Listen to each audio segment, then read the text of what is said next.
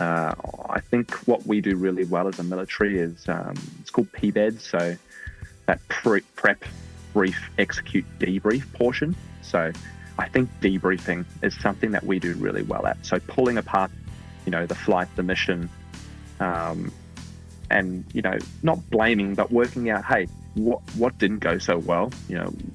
Why didn't it go so well, and how can we improve that for the next time round? G'day everyone, and welcome to episode 167 of the Flight Training Australia podcast. The podcast all about flight training and flying in Australia and beyond. G'day, I'm your host, Trent Robinson. Thank you again for joining me this week. My guest today is the director of BVR Performance, a qualified flying instructor with the Royal Australian Air Force and an aviation performance coach. He brings a wealth of experience to the table, currently specialising in advanced pilot training on the PC-21. Throughout his career, he's been a strong advocate for continuous improvement, encouraging pilots to learn from the mistakes of others, actively seeking feedback and setting daily goals to stay sharp and focused. Today, we're going to dive into the mindset and discipline behind high-performance flying and how these principles can benefit pilots at every stage of their journey. So to discuss all this and more, welcome to the podcast, Storm Fenech. Hey, Trent, thanks for having me, mate. It makes me sound a lot better than I actually am. So No worries at all. No, look, thank you for reaching out and having a bit of a chat. I know you sort of got shown or introduced to the podcast at some point, and recognised a lot of synergies that we have, and certainly with the phone calls that we've had together, we've definitely established that. So I'm really keen to sort of pick your brain on a few things and share it with all the listeners. Yeah, mate. Look, love what you're doing. We need to talk. I think as an aviation industry in general, we need to talk more about the soft skills and instruction, all that sort of stuff. So really excited to get into it. Yeah, brilliant. All right, well let's start at the beginning. And what was your first inspiration to become a pilot? And was it always sort of a military avenue, or did you originally consider a civilian? How did that all work? Yeah, great question. I think, since I was able to crawl and talk, basically, I've wanted to be a pilot. So I've never wanted to be anything else, which is probably a good thing, I guess. That made me sort of really motivated towards getting my wings, going into the military.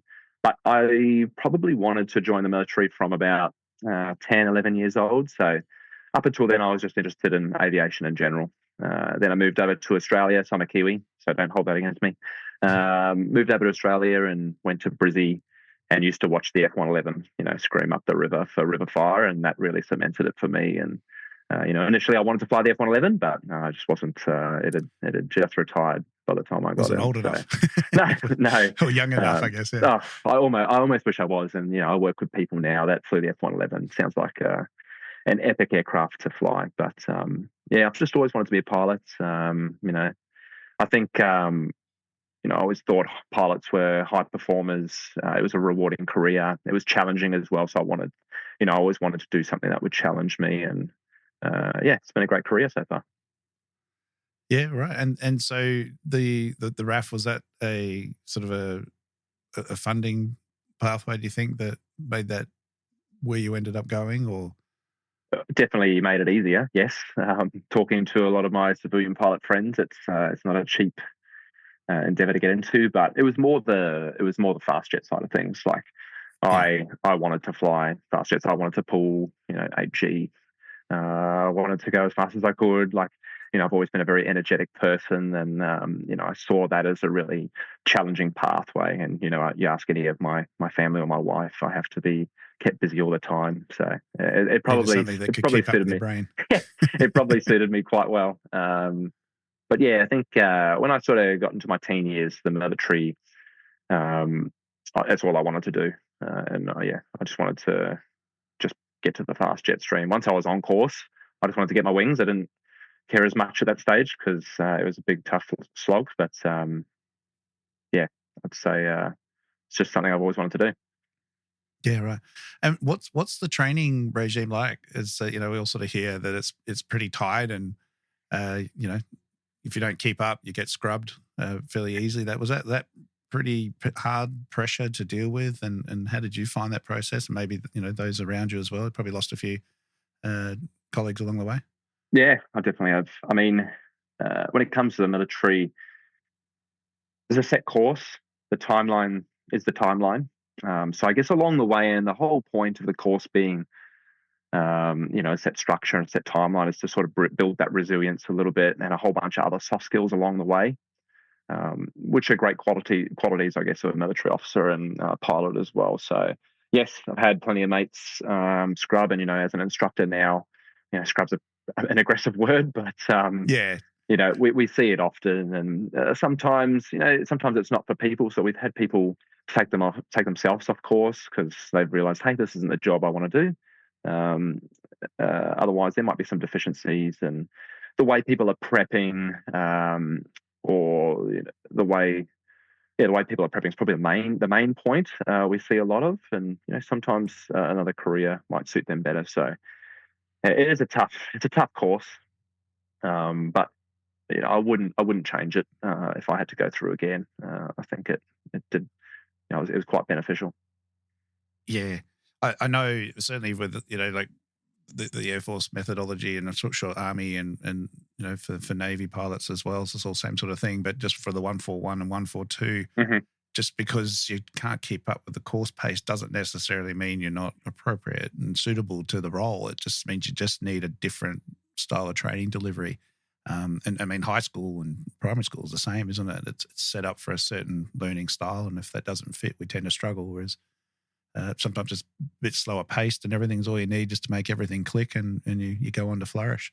Yeah, and we definitely cater for that. So, we have a remediation process. We're able to back course people, so we will try our best to cater for your learning style.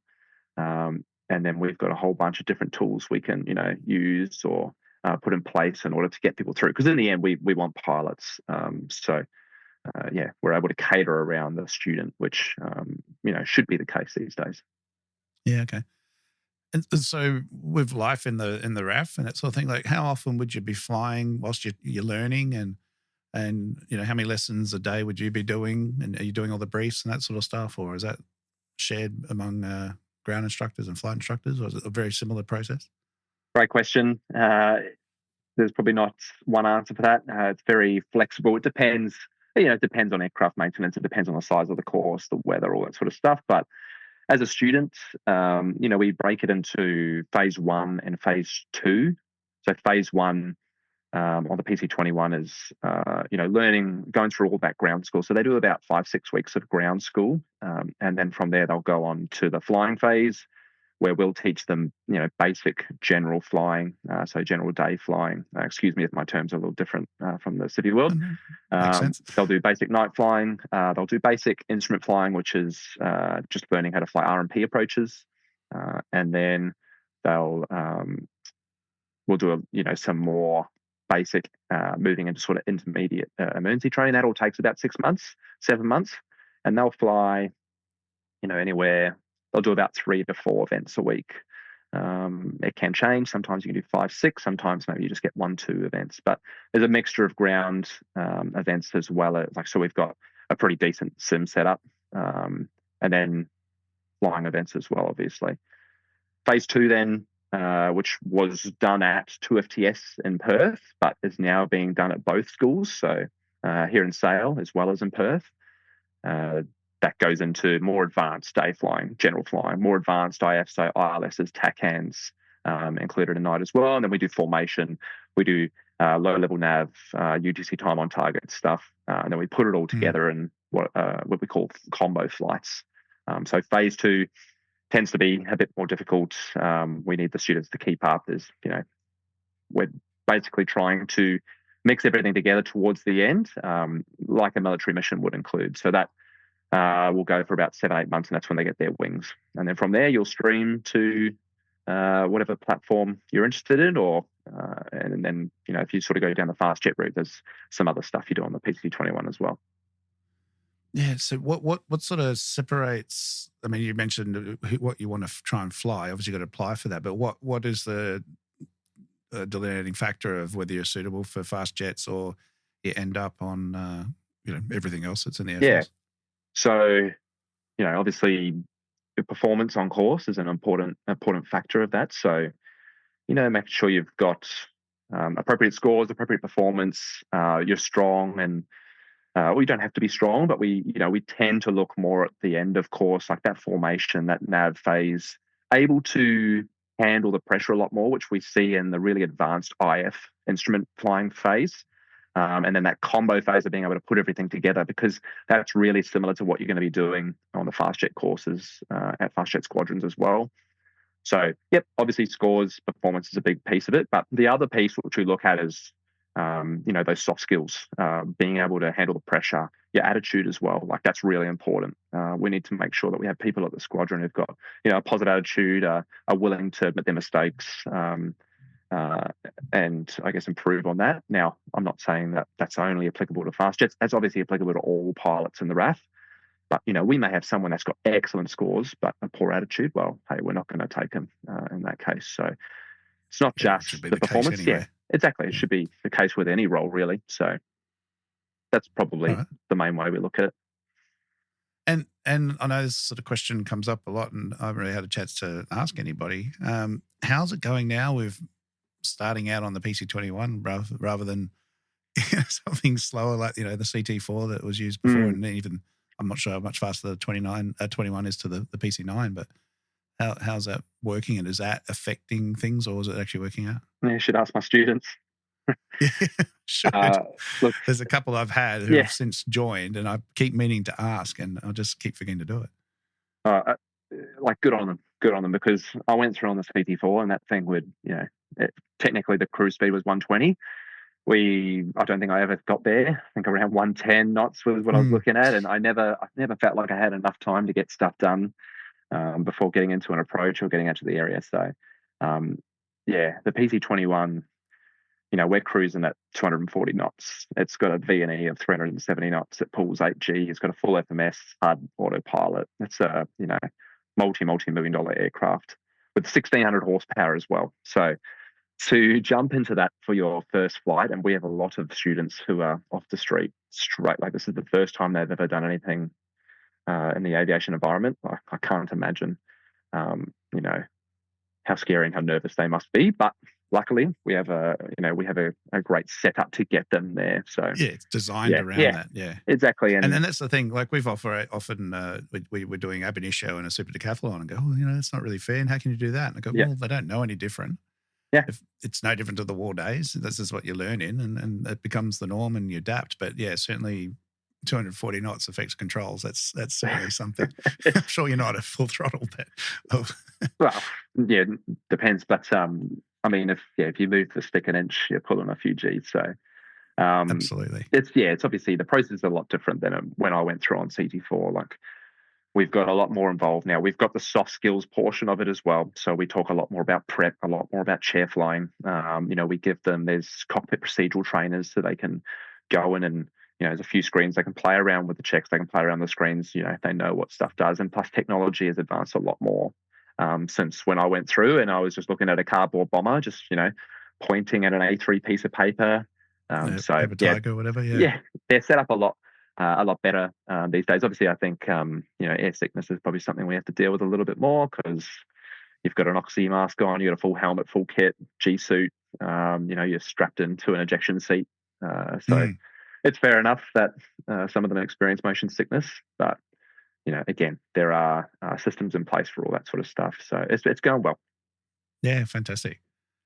And what the sort of opportunities with once you get established, whichever sort of pathway you end up going down, you get to, obviously the whole point is for defence and potentially deployment and things. But what about other opportunities to do exchanges and stuff overseas? And I know you spent some time on an aircraft carrier, and what's sort of, how does that all come up, and how often? What's that like? Yeah, so that's the great thing about the Defence Forces. There's fantastic opportunity in the network. Like, this is a big organisation, and you do a lot of overseas trips. We do a lot of deployments. We do a lot of exercises overseas. So it doesn't really matter what role you're in within Defence, and even whether it's Army, Navy, Air Force. Like, there's a high chance that you're going to go overseas at some stage. You're going to travel Australia. Like, I can't even tell you how many places I've lived in. I lived in the US for a year. That's where I did my training on the Hornet. So we did that through the US Navy. And, what a fantastic opportunity. Like, I got to travel the US, I made some great mates that I still catch up with. Like, I was on holiday in Italy last year and caught up with a couple of the Americans that I train with. So, there are exchanges as well. Like, I've got a couple of my mates who are over in the US at the moment on exchange on the F-15s, on the Super Hornets, F-22s as well. So really good opportunities within defence for that sort of stuff. And then plus, it depends what you like, but we tend to post every between 2 to 4 years, so you get to have a little snapshot of Australia, and that's why I've lived in, I think, 9 different locations now. Yeah. And did you get to land on the aircraft carrier or track, whatever they call it? Or no, I was just I was not watch. trusted. I hadn't started flying the Hornet at that stage, so it was during our ground school, and they said to a couple of the Aussies, "Hey, there's an opportunity. Do you want to come out for 3 days on an aircraft carrier?" And I would have been stupid to say no to that. Of course, but it was and interesting. what was that like? Is it as hectic as it sort of looks sometimes? Or? Yeah, it's a well-oiled machine. Like, to have a ship of that size with, don't quote me on these numbers, but I think it's like 60 to 70 Hornets on board, or whatever it might be, F-35s, and a few thousand people. It works so well. It's so well oiled, and we got to go into the hangar deck. We got to go onto the flight deck. Got to go up into the bridge. At night, watching the Hornets take off full afterburner. Oh, it was epic. But then there's the other side of sleeping right underneath the catapult, which didn't get a lot of sleep. Yeah, and you get lost pretty easily on board because it is a large ship and it all looks the same. But a great opportunity. Yeah, brilliant. So with the military side of things and the disciplines and precision and the requirements that are there, what kind of methods or philosophies do you think could be translated across into civilian pilot training and things that students could use at whatever level they're at? Yeah, great question. And I obviously don't have a great deal to do with the civilian side of things other than the BVR Performance, but chatting to a whole bunch of pilots from PPL all the way up to first officers and captains on the airlines. I think what we do really well as a military is it's called PBED, so that prep, brief, execute, debrief portion. So I think debriefing is something that we do really well at. So pulling apart, the flight, the mission, and not blaming, but working out, hey, what didn't go so well? Why didn't it go so well, and how can we improve that for the next time round? And then once you've done that, we're able to sort of, take that into our prep a little bit differently, or even our mission planning, and go, okay, well, look, that didn't work well last time. How are we going to do that differently next time? And it just creates quite a positive culture. It allows feedback. We've got a great safety culture as well, and everyone wants to improve because everyone wants to be better because everybody else is doing it as well. So,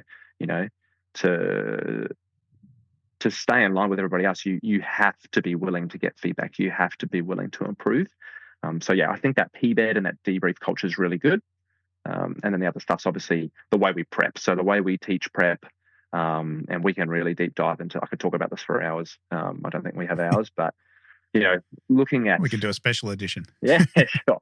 The prep side of things, that's something I'm focusing on quite a lot at the school. So I'd say those points are definitely applicable to the civilian flight schools. Yeah, well, fantastic. Well, let's sort of start talking about some of that personal development stuff and setting a good mindset. And armchair flying we'll get to, but like you're talking there about learning from mistakes and preparation, the briefing, the debriefing, 100%. The process there and how we do that. So, how do you personally apply that in your instruction that you're doing, and encouraging obviously your students to do it themselves for their own debriefing, because obviously they're not going to be with us as instructors forever. The whole point is to pass these skills on so they're self-sufficient thereafter. Yeah, definitely. So one of the first things we do is we not the first thing, but we do a day. We take them out of work and we put them in a a more relaxed environment, and we talk about the soft skills. So we talk about ways to prep. We talk about ways to manage your state of mind when you start making errors or when you start to spiral, right? Like every pilot listening to this, and both yourself and I would have made mistakes airborne, and started to make more mistakes because we're just constantly thinking about it, and our performance starts to get worse and worse. So how do we come back from that? And then also the negative self-talk, right? Which I'm sure everyone listening, and both you and I, again, we can definitely relate to. So we do a whole day on, hey, how do we approach this? How do we improve? And we give them the tools to go ahead and be able to prep effectively, because like we discussed at the start, the course is short. So you don't have all the time in the world. You need to be able to use these tools to perform at a higher level, I guess. So that's one of the ways we do it. And then same, I guess, from an instructional point of view, like the way I look at my students is I was there 10 years ago. So, I've been where they are. I'm there as a facilitator.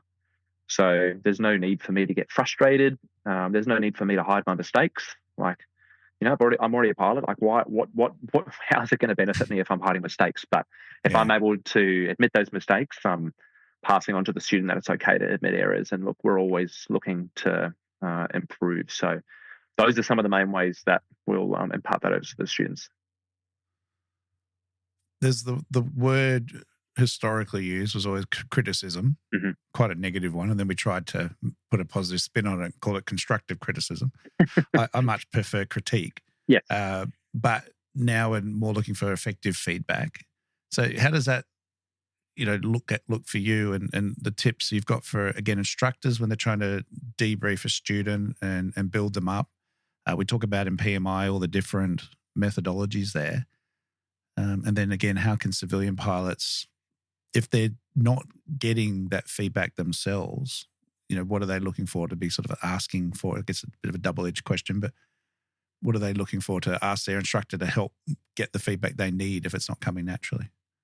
Yeah, so I think, like I said before, the most important aspect is just remembering, hey, you were there 10 years ago. You've been a student. How would you like to be debriefed? Think back to some of the instructors that taught you and some of the negative aspects about those instructors. Well, don't do that stuff. And that's something I actively do because I got it yelled at a lot. And, I had instructors take over and land the aircraft and taxi all the way back in and the quiet walk back all the way to the office. So, and that was your LinkedIn post the other day, which was great. Like just the things, and like I mentioned, when we do instructor training, what you're about to feel is reminding you of what your students are going to go through. Yeah. And you don't have to be a hero, you don't have to be perfect, but be proficient, be the best you can, admit when you don't know something. And that's it, right? Yeah, it is. It's tough. Even though we're instructors, we're not perfect. We don't know everything. There's instructors much better than me as well, and I'm constantly going to them for advice as well. But we're there to facilitate the students' learning. So there's no need for me to be aggressive. There's no need for me to be frustrated at the student when they make mistakes. That's all part of the journey. So I try and remain as calm as I can. I'll always ask them how their day is, just to try and get them comfortable, build that rapport between the instructor and the student as well. And then in the debrief or throughout the flight, what I'm trying to do is, instead of telling the student what they've done wrong, I'm asking them what they think, right? If we can empower the student to recognize their mistakes and self-debrief themselves, where you sort of, you're doing two things at once there. You're improving their technical and their non-technical skills in the aviation environment. And that's so much more important. And guess what makes my life easier as an instructor, because they're doing all the work. So what do you think about instructors that feel the need to jump in too soon and take over too soon? I'm finding that's a big issue at the moment, where students aren't allowed to make, let's call it a safe mistake. Obviously, there's times where we have to jump in, but otherwise there's no real harm. Yeah, well, you're taking away, let it develop a bit. Yeah, you're taking away that opportunity for them to learn, for them to make the mistake, actually see the mistake, and then from there they can go away and, prep that differently, or start to include a whole bunch of what ifs, and we can talk about that in the prep, the chair flying side of things. So it is important, obviously, like I said, safety related, but it's a layered approach. So, for example, like if someone was slow on finals, like their airspeed's coming back, I'm not just going to straight away take over and fly the aircraft. I'm first going to, say airspeed to direct their attention. Then it might be hey, power up. And then after that, if nothing's happening, then yeah, sure, I'm probably going to take over and fly away so we don't stall. But it's important to let the student sort of make their own mistakes. Yeah, and obviously that's going to change as they develop. You might be a little bit more descriptive in the early days, but once they know what airspeed means, well, what about it? Well, I'm clearly on finals, so it's either high or slow. They can look at a speed tape or airspeed indicator and realize which one it is and do something about it. And that's where that understanding, application, correlation, stuff from learning comes into play. Yeah, it depends on their experience, depends on the aircraft type, a whole bunch of things. But as an instructor, it's important for you to, I guess, recognize, what stage of course they're at and how to intervene. But, it's not something that can just happen. Even as instructors, we need to chair fly, we need to prep, we need to think through these things as well. So, I'm not rocking up to a flight with no prep as an instructor, because then I'm not providing the student with the best service. Yeah, I think that's a really good point as well, that, especially when you're beginning as an instructor, you need to spend some time like school teachers do and prepare the next day. And what am I briefing? What am I doing? Oh, let's just have a look at that PowerPoint. So hopefully you're not like I do sometimes and rock up and go, keep meaning to fix that. Try and do it the day before. But yeah, sometimes it does get difficult. What about for students who have the instructors are going, yep, well, good flight, mate. We'll see you next week. And just not getting anything. What are some techniques that they could maybe ask some structured questions to help? And again, it could be just they've got a bit more of a junior instructor and not as good at it. So it's not, again, a criticism. It's just maybe they can ask for some help and give them a question that will get the answer they need. Yeah, definitely, right. Because the way I look at it and we sort of teach is, all your learning should be done on the ground, doing your study in the prep phase, in your chair flying and your visualization. And then when you go airborne, you're consolidating what you've prepped. So ideally, that's what I'm treating the airborne environment as. I'm consolidating everything. And then I come back and I debrief effectively, right? So that debrief is really important. If we're not debriefing, then, it must have been a perfect flight and I'm not taking away anything for the next flight. How am I able to improve? So it's definitely important. And yeah, if your instructors aren't debriefing, or, and I try and tell my instructors not to debrief walking from the aircraft back to, their office, because how can the student write anything down? Like, my memory's rubbish. So I have to write stuff down. And so that's something we talk about. And then if, you just got to ask questions. So, you can talk about, and one of the things I do airborne is any mistake I make, I'll write it down so that in the debrief or afterwards I can go, oh, look, I did this. Have you got any contributions to this, or what could I have done better here? So, feel free to ask those questions, but you've got to know what questions to ask. And I guess the only way you're going to do that is if, you do take good notes airborne, or you ask your instructor whilst you're airborne as well, because you can debrief, while you're airborne. There's no issues with that. So long as it's short, sharp, and you're about to do something else. But yeah, it is, it can be uncomfortable asking for that feedback. It's just something, with experience and with repetitions, it will become more comfortable and you'll actively seek out feedback. Yeah. And knowing as an instructor when it's okay and necessary to debrief that, because it's going to directly affect the next maneuver or the circuit or the approach or whatever it is that you're doing, versus we'll talk about that when we get back for exactly that reason, where the student's got that time to sit and be 100% focused on you and have no other distractions. Yeah, 100%. Yeah.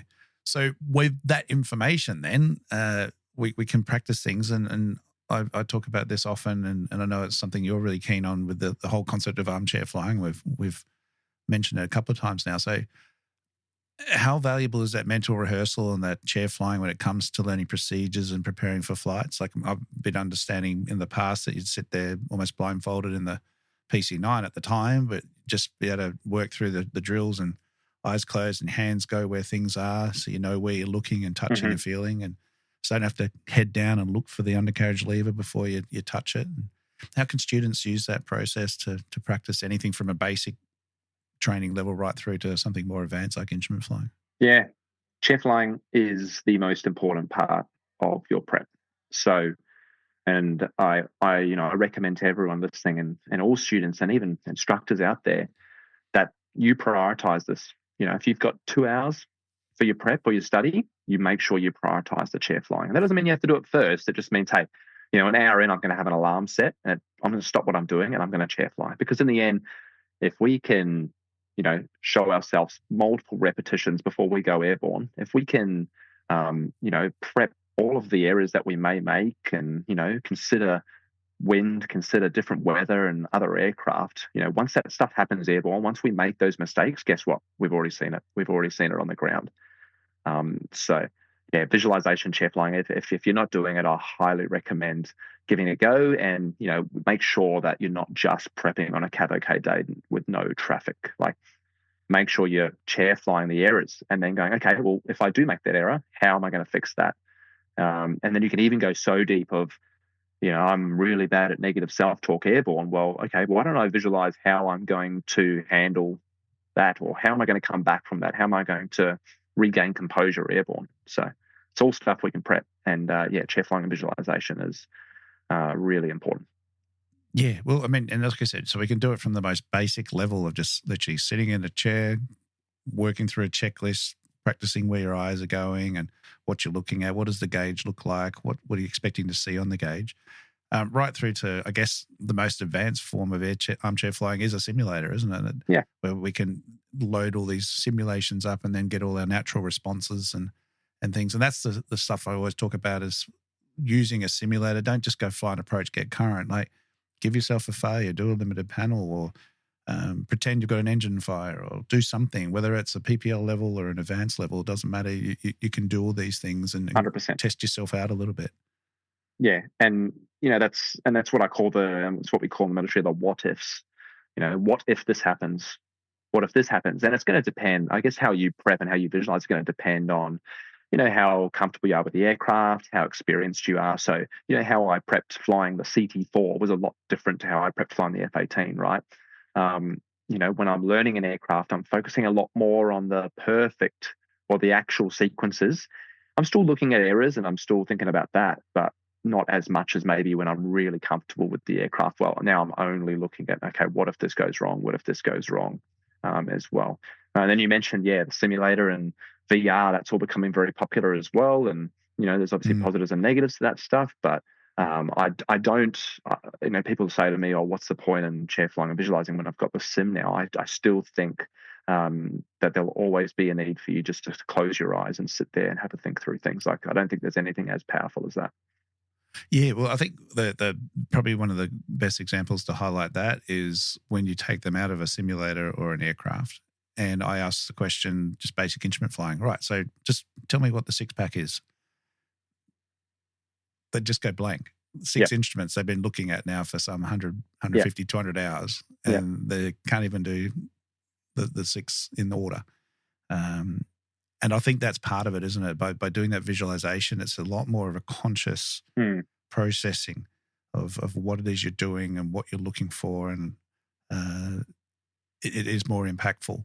Yeah, and it's repetitions, and that's the key to getting good at anything, right? Is just repetitions, keep going, and you can fly upwind 10 times in your head, but airborne you may only have it once. So we need to make sure that you can fly it a couple of times perfect, but then okay, my speed's not correct. How am I going to fix that? Or I've got a crosswind from the left. What am I going to do with my track? How's that going to change things? Or okay, there's extra traffic. What am I supposed to do? Or the cloud's lower than I thought it was. So you can go through all these different what ifs and hey, where are my eyes supposed to be looking when, and where are my hands going to be? So there's a whole bunch of stuff you can do with the chair flying.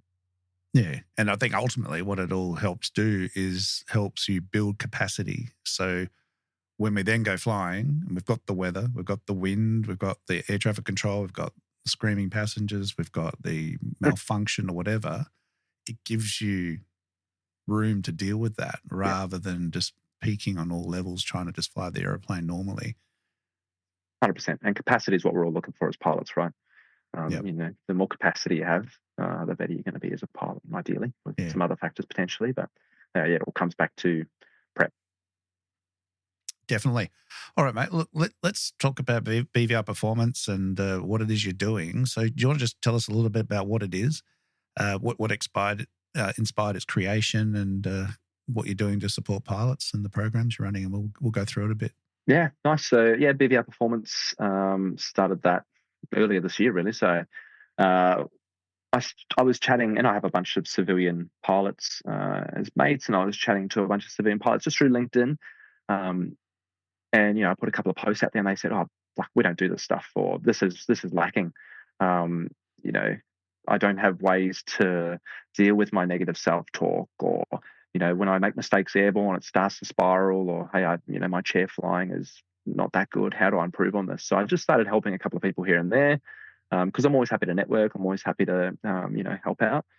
And yeah, I was like, well, maybe there's something that I can do here. And it's been really well so far. So I've done a lot of one-on-one sessions where we talk about exactly what we're talking about here. Pilots come to me. I've had pilots from RPLs, PPLs, all the way up to first officers and captains at Jetstar Qantas, just wanting to chat about ways in which they can improve their state management, their self-talk, the way they prep, their decision-making skills. It's all those soft skills and non-technical skills that we don't really think about as much, yet are just as important as the hands and feet and the technical skills side of things. I've started to do chatting to a whole bunch of pilots internationally, which is great. And then delivering presentations, in the process of delivering presentations to flight schools as well, just to grab larger audiences, talk to instructors, universities as well. Working with Women in Aviation Australia, which is really cool, mentoring some of their students, and then working with some executives around sort of standards development, and sort of starting to incorporate the soft skills into their flight schools. So yeah, I'm really open for anything. As long as just trying to get those soft skills out there into the civilian industry, because it is something that we do quite well as a military. Well, let's talk about that negative self-talk stuff. So do you want to just expand exactly what that means? And I think we talked about it a bit on the phone of dealing with resilience in pilots. I did an episode on it a while ago, but how as instructors we can help our students when they hit a stumbling block or can't pass an exam or just can't nail that turn or whatever it is. Like resilience is something that's got to be built up over a long period of time. Yeah. But what sort of things do you do? Because no doubt with the pace of military training that you've got, I assume it can come up quite easily. Yeah. Well, look, I mean, I had really bad negative self-talk all the way up to getting my wings. So the first, 15 months of my flying career, I was really abusive towards myself. And, these days, not so much, because I've got systems, I've got habits in place that prevent that. But it's not helpful. It's not helpful. And I don't really like the word negative self-talk. I tend to go more about, I go non-productive self-talk and productive self-talk.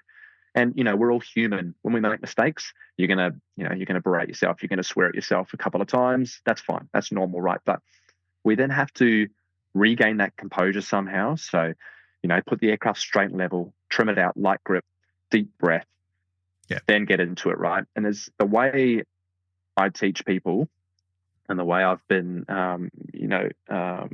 talking to all these pilots through BVR Performance is, do that, regain your composure. And it might be different for everyone. But then from there, instead of keeping that negative self-talk internally, hey, talk, tell those around you. I just speak out loud. Hey, this is what I did. These were the contributing factors, and this is what I'm going to fix next. So turn it into something productive. And if you do that, and it's obviously not the most comfortable thing to do when around your instructor or other pilots, but guess what? Most of them have probably seen what you've done. So there's no point hiding it. Let's put it out there. And no one is going to, no one's going to get angry at you or give you a hard time for admitting your mistakes and trying to get better. So that's one of the ways. And then also, guess what? Visualization and chair flying. You can, again, prep this sort of stuff. If you're someone who gets quite anxious or you've got negative self-talk, you can prep this. You can have a think about, okay, well, when this happens airborne, how am I going to deal with this? What am I going to do? Okay, well, I'm going to light grip, straight level, trim it out, deep breath, and then I'm going to go into that debrief out loud. So that's sort of one of the ways that I teach. Yeah, and I guess that's really that was leading on to another question, is the methods you use to build that confidence, reduce that self-doubt. As far as, especially when the pressure gets on, everyone's usually okay with A to B to C back to A. But I know from talking to a lot of CPL graduates coming up to Darwin now that they're not, it's not the wokeness thing, but it's just everyone's getting a bit soft and not really pushing and all that. But then, like I've said, look, Murphy doesn't really care. Yep. If the failure is going to happen, it's going to happen, and you're going to have to deal with it. And you'll either deal with it well, or you won't deal with it well. So we need to find that common ground where there is still a job to do, irrespective of anything else. And we don't have to be screaming and shouting as instructors, but we need to make sure that we're giving our pilots that we fly with the best training and the best chances to put themselves under pressure and understand that it's for their benefit. Yeah, I think that's a great point. And as a student, you just have to realize you are a student. Let yourself be a student. Like, you're there to learn. You're going to make mistakes. You're going to fail. And I tell all my students this, hey, pilot's course is not easy. You will fail at some point. And, I almost think, I don't encourage them to fail, but it is good when you fail, because that's what builds resilience. It's a beneficial experience. 100%. Yeah. And some of us that don't fail, it's even worse, because it hits us harder when it does happen. And like I said, then we just absolutely plummet down the gutter, don't we? Yeah, so you have to let yourself be a student. And same as if you're an instructor, right? And you've been an instructor for 2 to 3 years. Like, you're still a junior instructor. There is still a lot you can learn. There's learning to be done for all of us. So, and the only way you're going to get better is by admitting your mistakes and actively looking for feedback. If you don't do that, or you're not willing to, improve, well, guess what? Like, nothing's going to happen, and you're probably not going to, I guess, achieve what you want to achieve, or go the direction that your career wants to go. So it's uncomfortable, it is, but it's something that once you start doing it, it just becomes a habit, and you actively seek out feedback. All right. So if someone was to want to contact you about doing something, either in a flight school environment on one-on-one, what would they be able to expect, and the main benefits of engaging you and all that? Yep, great question. Luckily, I cater for everybody else. So, I have set things that I can talk about, but in the end, I'm there to help, I guess, the pilot reaching out to me. So no pilot I have done the one-on-one training with, no session's been the same, because everyone's after something a little bit different. So some of the stuff I talk about quite a lot, though, is more effective ways to prep, more effective ways to chair fly, especially from, instructors, because they've got to teach it. So they need to understand how to do it and teach it. And then I guess your PPL, PPL, CPL students. So I can talk for hours, and I've barely scraped the surface on how to prep effectively and chair fly effectively. And then self-talk, state management. Once I start making errors airborne, how do I regain that composure? How do I get back into it and perform at a high level? That stuff we talk about all the time as well. Instructional technique, the brief and debrief, that stuff's really important. And again, we've only just scraped the surface with the debrief portion. But if you're there are really effective ways to debrief and pull information out of the student and yourself. You can do a self debrief. If you're out there flying by yourself, come back, use these techniques, and guess what?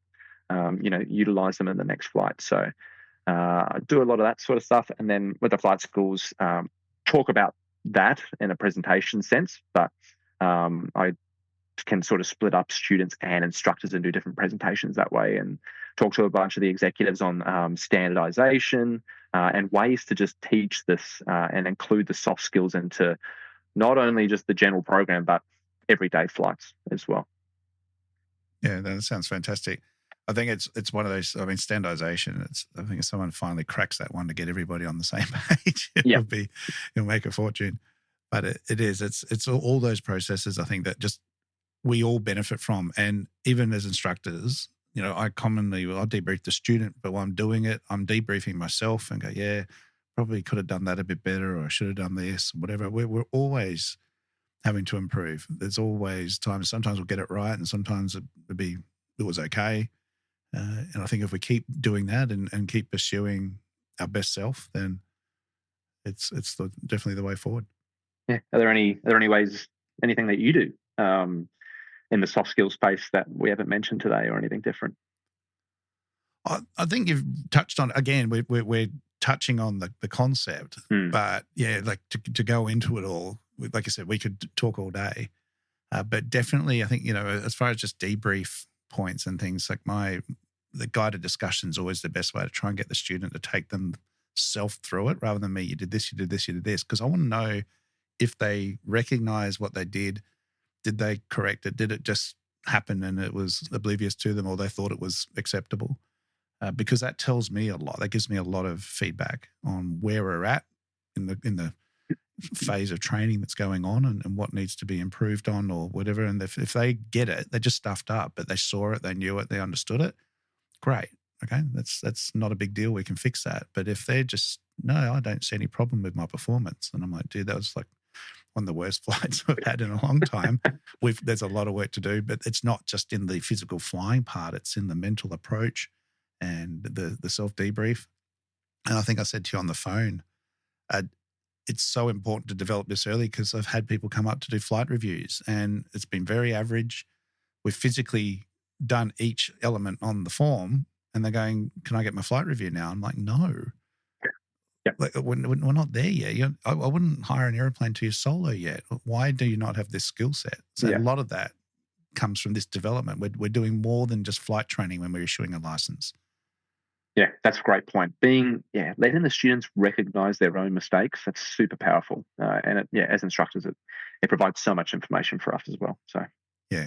And that's what I just keep saying all the time I talk about instructing. Just guys, girls, stop jumping in so soon. If it's safe, let it develop, let it evolve a bit, let them recognize it, give them time, because they'll get so much more out of it. Yeah, and it also develops it develops the instructors as well. So definitely. Two birds with one stone.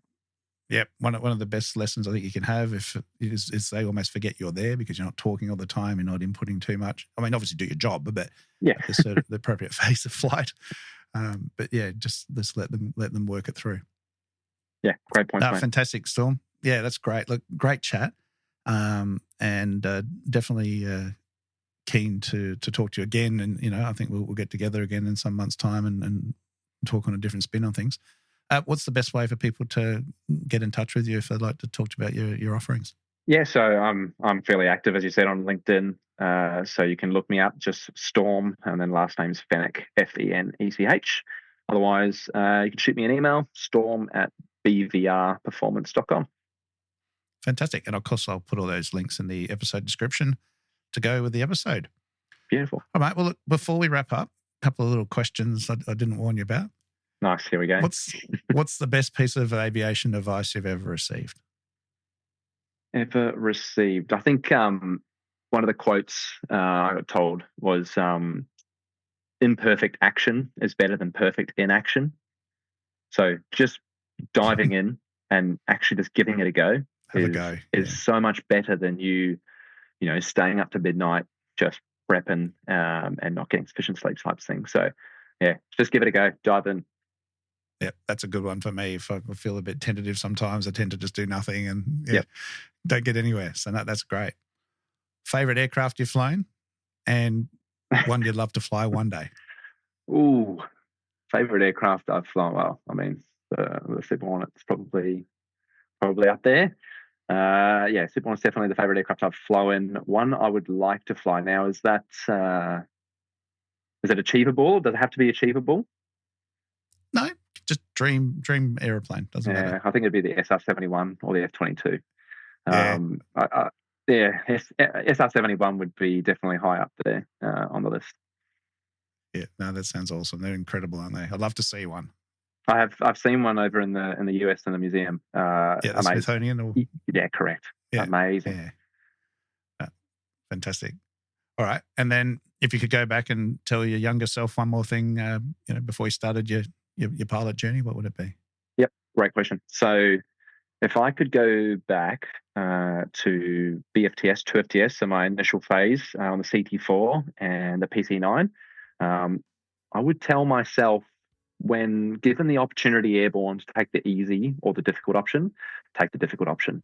because a lot of the time the instructor would say, hey, mate, like, what do you want to do? You want to do this or this? And I'd go, I am good at that. I'm going to do that. So, and at the time it was all about sort of grades and making sure that I passed the flight, but 100% I would take the difficult option and get better. Yeah. No, I definitely relate to that. And that was, like, doing my care flight sim days. There was an opportunity, time left over. What do you want to do? And something I needed to practice. Yep. Take that opportunity. And again, doesn't matter if it fails or not, you're still going to learn from the failure. Yeah, great advice. Yeah. All right, Storm. Thank you so much for joining us today. And definitely everybody, I encourage you to get in touch with Storm if you think he can be of help to you or your school. And the program's there in person or online. And look forward to talking to you again. Yeah, thanks, Trent. It's been great. Love what you're doing. Thanks, mate. All right. Cheers, mate. Talk to you soon. See ya. Big thank you to Storm Fenech joining me there. Really great chat and some really good insights and ideas that you guys can definitely think about and use with your training and your instructing. That's it for this week. Remember, if you would like me to cover any topics, any little debates you're having with your mates, something you just can't all agree on, then hit me up, info@trentrobinsonaviation.com.au, and I'll be more than happy to try and help you out and discuss it with everybody else. Because if you're thinking about it, I can pretty much guarantee someone else is as well. All right, until then, take care, stay safe, and remember the golden rule: aviate, navigate, communicate. Cheers, everyone.